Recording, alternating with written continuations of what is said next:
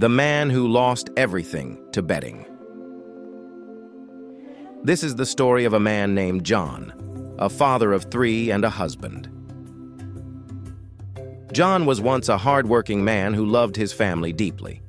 He lived a simple but happy life with his wife Mary and their 3 children: James, 12 years old, Grace, 8 years old, Tommy, 5 years old. But life took a dark turn when John started spending all his money on betting. What started as small amounts soon became a dangerous habit. John lost control. He lost everything. This story will show the pain his family went through, his mistakes, and the lessons we can all learn from his choices.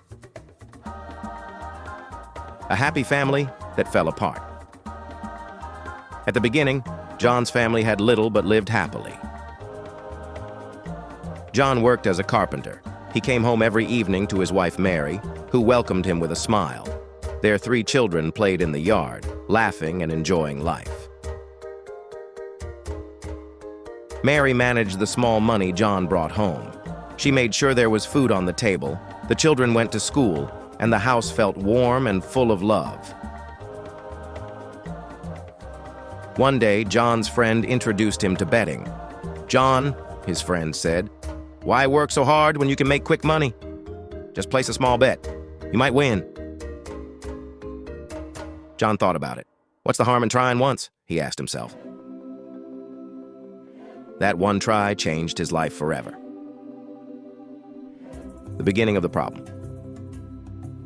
John placed his first bet with a little money. He won. He felt excited. With the small amount he won, he bought snacks for his children and flowers for Mary. Mary asked, "Where did you get the extra money?" John laughed and said, "Just lucky today." But that small win was dangerous. It gave John false hope. He started betting more often. At first, he used small amounts of money. Then, as he lost, he would place bigger bets to try to win back what he had lost. Every time he bet, he thought, "Next time, I'll win." But instead of winning, he lost more and more. The family starts to suffer. As John's betting got worse, his family started to suffer. He stopped giving Mary money to buy food or pay for the children's school fees. James, the oldest, was sent home from school because his fees were not paid. Grace wore torn shoes to school and felt ashamed in front of her friends. Tommy, the youngest, often cried because he was hungry. Mary tried to talk to John. "John, please stop this. The children are suffering. We don't even have food." But John didn't listen. He shouted, "Leave me alone. I will fix everything." The abuse begins. As John lost more money, he became angry and frustrated. He came home late every night, drunk and empty-handed. Mary would try to talk to him, but his anger would explode. One night, Mary begged him again, "John, look at your children. They are hungry. They need you." But John, full of anger, hit her. Mary fell to the ground, holding her face, tears in her eyes. The children watched in silence, scared and confused. James stood up, clenching his fists. He wanted to protect his mother, but was too small. Grace hugged Tommy and whispered, "It's going to be okay." But deep inside, none of them believed it.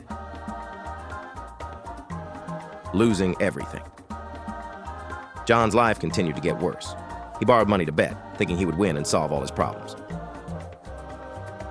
But he kept losing. One day, his boss fired him. "You don't come to work anymore, John. I can't keep you here," the boss said. With no job and no money, John's family was thrown out of their house because they could not pay rent. That night, they slept on the cold ground. "Mom, why is this happening to us?" Grace asked, crying. Mary hugged her children tightly and whispered, "I'm so sorry, my loves." John, meanwhile, was alone. He sat outside a betting shop with empty pockets, staring at the ground. He had lost everything, his job, his home, and his family. the moment of realization. One night, John saw a little boy selling sweets on the street.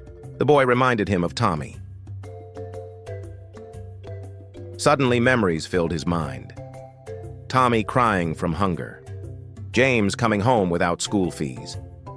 Mary crying on the ground after he hit her. For the first time, John felt the weight of his mistakes. He sat on the ground and cried. "What have I done?" he whispered. "I've destroyed my family."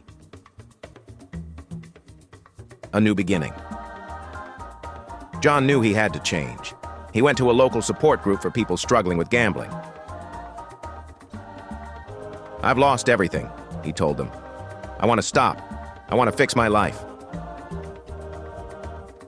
It wasn't easy, but every time he felt weak, he thought of his children. John found a small job cleaning streets.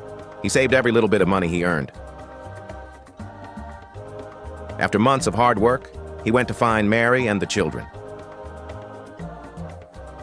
seeking forgiveness. When John saw them, they were living in a small shelter.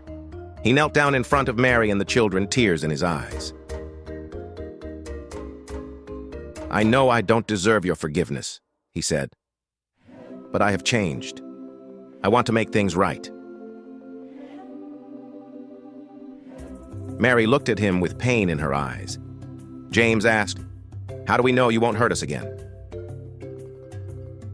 John replied, "I will spend the rest of my life proving to you that I have changed."